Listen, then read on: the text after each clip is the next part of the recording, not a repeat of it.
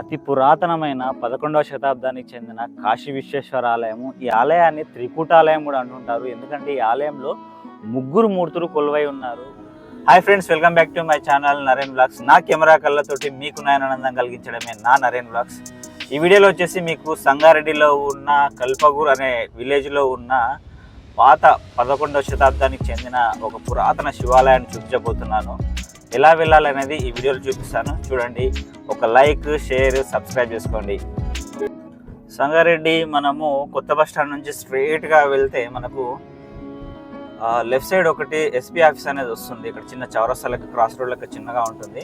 ఆ cross road నుంచి మనం లెఫ్ట్ టర్న్ అయితే ఒక 3 to 4 కిలోమీటర్స్ లోపలికి వెళ్తే మనకు కల్పగూర్ విలేజ్ అనేది వస్తుంది. మన పూర్వీకులు చిన్న సంపద, అతి పురాతనమైన ఆలయాలు కానీ పురాతన కట్టడాలు కానీ కాపాడుకోవడం అనేది మన బాధ్యత. ఈ విషయాన్ని 10 మందికి తెలియపరచడంలో నా వంతు నేను బాధ్యతను నిర్వర్తిస్తున్నాను. ఎందుకంటే ఇక్కడ సంగారెడ్డిలో కల్పగూర్ విలేజ్లో అతి పురాతనమైన 11వ శతాబ్దానికి చెందిన కాకతీయుల కాలం నాటి శివాలయం అయితే ఉంది. ఈ శివాలయాన్ని 10 మందికి తెలియపరచడం వల్ల ఆ ఆలయం అభివృద్ధికి తోడ్పడుతుందని నేను భావిస్తున్నాను.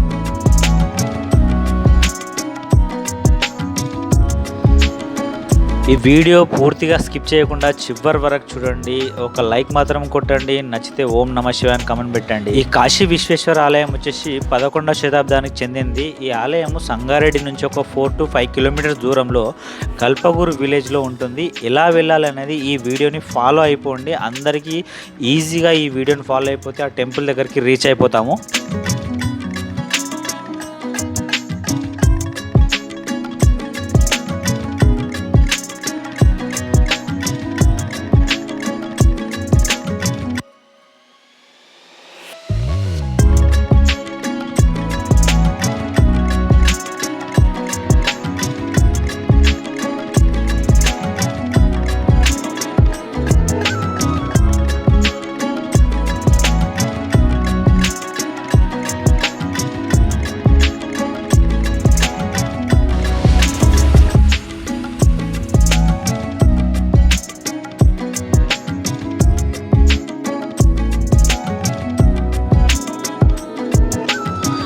సంగారెడ్డి ఎస్పీ ఆఫీస్ నుంచి లెఫ్ట్ అని తీసుకోగానే స్ట్రైట్గా ఒక 1 కిలోమీటర్ దూరం రాగానే మనకి ఇక్కడ ఒక దర్గా అయితే కనిపిస్తుంది. ఇక్కడ ఒక వై జంక్షన్ లాగా ఉంటుంది.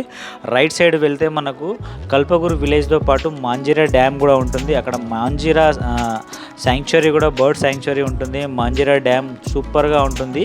ఇక్కడికి విజిట్ చేయడానికి వచ్చిన వాళ్ళు తప్పకుండా ఈ మాంజిరా డ్యామ్ను కూడా విజిట్ చేయండి.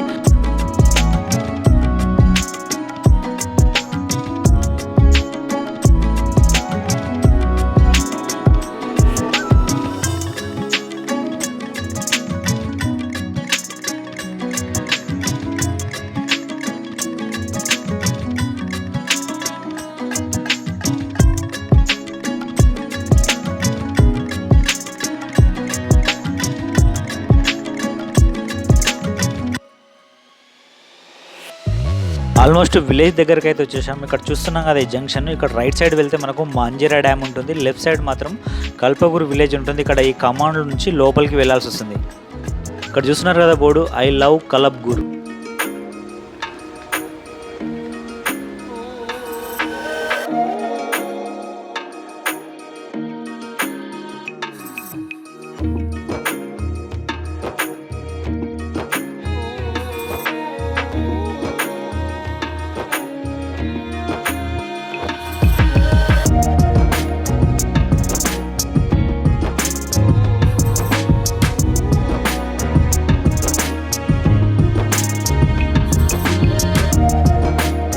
ఆల్మోస్ట్ టెంపుల్ దగ్గరికి అయితే వచ్చేసాము. ఇక్కడ చూస్తున్నారు కదా లెఫ్ట్ సైడ్, ఇదే కాశీ విశ్వేశ్వర ఆలయము, కల్పగూర్ విలేజ్.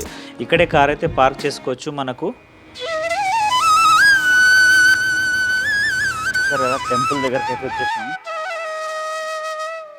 ఇక్కడ ఈ బోర్డు చూస్తున్నారు కదా, ఈ టెంపుల్ వచ్చేసేసి భారత పురావస్తు శాఖ ఆధ్వర్యంలో ఉంది. ఎందుకంటే ఈ పురాతన కట్టడాలు కానీ శిల్పాలు కానీ ఏమైనా ధ్వంసం చేస్తే చట్టపరంగా వాళ్ళకు శిక్షార్హులు అని చెప్పేసి ఈ బోర్డులో రాసింది. ఈ టెంపుల్ యొక్క మెయిన్ ద్వారం వచ్చేసి ఇక్కడ లెఫ్ట్ సైడ్. ఇక్కడ ముందర చూస్తే మనకు ఒక పాత పురాతనమైన మెట్ల కోనేరు అయితే ఉంటుంది. చూస్తున్నారు కదా ఎంత అద్భుతంగా ఉందో. ఈ కోనేరులో అప్పటి కాలంలో ఈ నీటిలో స్నానం చేస్తే ఏమైనా రుగ్మతలు కానీ ఏమన్నా ఉన్నా ఉన్నా కానీ తొలగిపోతాయని చెప్పేసి ఈ కోనేరులో స్నానం చేసి ఆ కాశీ విశ్వేశ్వరుని దర్శనం చేసుకుంటే ఎలాంటి రుగ్మతలు ఉన్నా కానీ తొలగిపోతాయని చెప్పి నమ్ముతూ ఉంటారు. చూడండి ఎంత అద్భుతమైన కట్టడము, ఎలాంటి చెక్కడాలు ఉన్నాయో చూడండి. ఆ శిల్పకళ నైపుణ్యం వచ్చేసి వరంగల్లో ఉన్న 1000 స్తంభాల గుడిని తలపిస్తుంది మనకు. కాకతీయుల కాలం నాటి ఆ రాణి రుద్రమదేవి మనవడైన ప్రతాపరుద్రుని యొక్క శిష్యుడు ఒంటిమిట్ట ఓబులయ్య ఒంటి చేత్తో నిర్మించాడని చెప్పేసి శాసనాల ప్రకారం మనకు తెలుస్తుంది. చూడండి ఇక్కడ ఈ మండపం వచ్చేసి నంది మండపము. ఇక్కడ ఈ నంది మండపంలోనే నాగసర్పాల మూర్తులు అయితే ఉంటాయి చూడండి.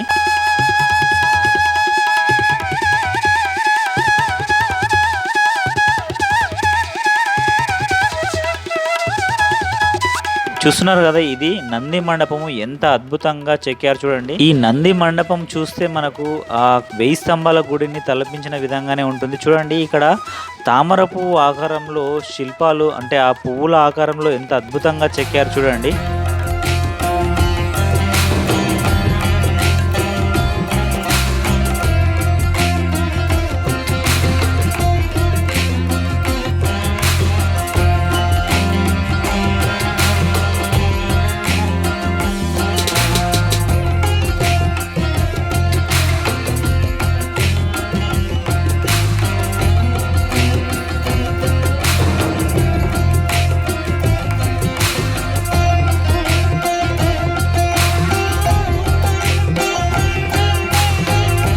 చూడండి ఈ నంది మండపం ముందరే మనకు నక్షత్రాకార రూపంలో ఆలయం అయితే ఉంటుంది. ఈ ఆలయము చుట్టూ ఒకసారి చూస్తే ఏ విధంగా ఉంటుందో ఒకసారి చూడండి.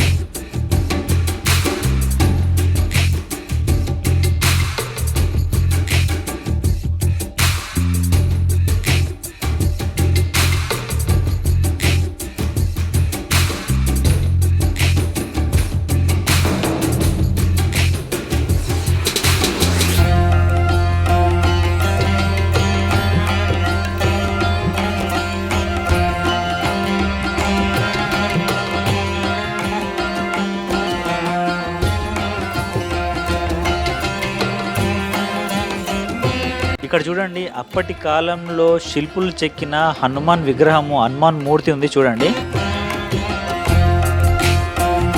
ఇలాంటి పాత కట్టడాలు, ఇలాంటి పాత పురాతన ఆలయాల దగ్గరికి వస్తే మాత్రము ఏదో ఒక పురాతన కాలంలోకి వెళ్ళిన ఫీలింగ్ అయితే ఉంటుంది చూడండి. కుదిరితే తప్పకుండా సంగారెడ్డిలో ఉన్న ఈ 11వ శతాబ్దానికి చెందిన కాశీ విశ్వేశ్వరాలయాన్ని అయితే దర్శించుకోండి ఫ్రెండ్స్.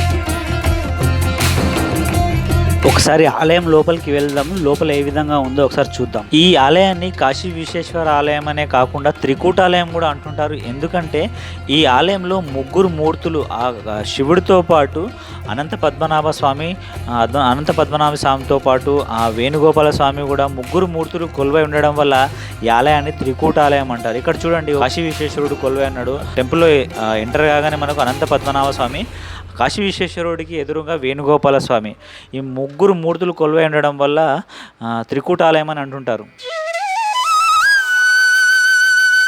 ఈ ఆలయంలో కాశీ విశ్వేశ్వరుడు ఆ శివలింగం వచ్చేసి బ్రహ్మసూత్రాన్ని కలిగి ఉంటుంది చూడండి. ఈ ఆలయాన్ని దర్శించుకుంటే మనకు జీవితంలో కావలసినవన్నీ దొరుకుతాయని చెప్పేసి నమ్ముతుంటారు. ఏంటంటే మనము సంతానం కావాలంటే ఇక్కడ మనకు ఈ సంతాన వేణుగోపాల స్వామిని ఆరాధించడం వల్ల ఆ సంతానం కలుగుతుందండి. పుట్టిన తర్వాత మనకు సంపద కావాలి కాబట్టి ఇక్కడ అనంత పద్మనాభ స్వామిని కొలిస్తే మనకు ఆర్థికంగా మనము బాగుపడతామని చెప్పేసి, ఆ సంపద కలిగిన తర్వాత మనకు ఏంటంటే ముక్తి మోక్షం కలగాలంటే ఆ కాశీ విశ్వేశ్వరుని సేవిస్తే మనకు ముక్తి మోక్షం కలుగుతుందని చెప్పి నమ్ముతూ ఉంటారు ఫ్రెండ్స్.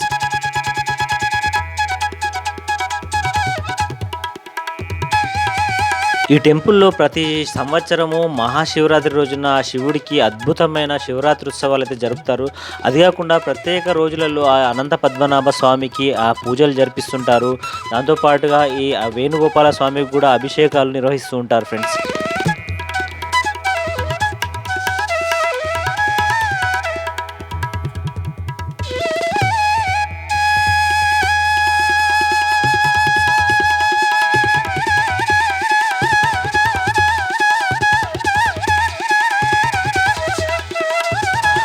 చూడండి ఎంత అద్భుతమైన ఆ శిల్పకళా నైపుణ్యము. ఒక్కొక్క ఆ రాతి స్తంభం చూస్తుంటే మనకు ఆ కాలంలో ఏ విధంగా చెక్కారు అనేది ఒక్కసారి చూడండి.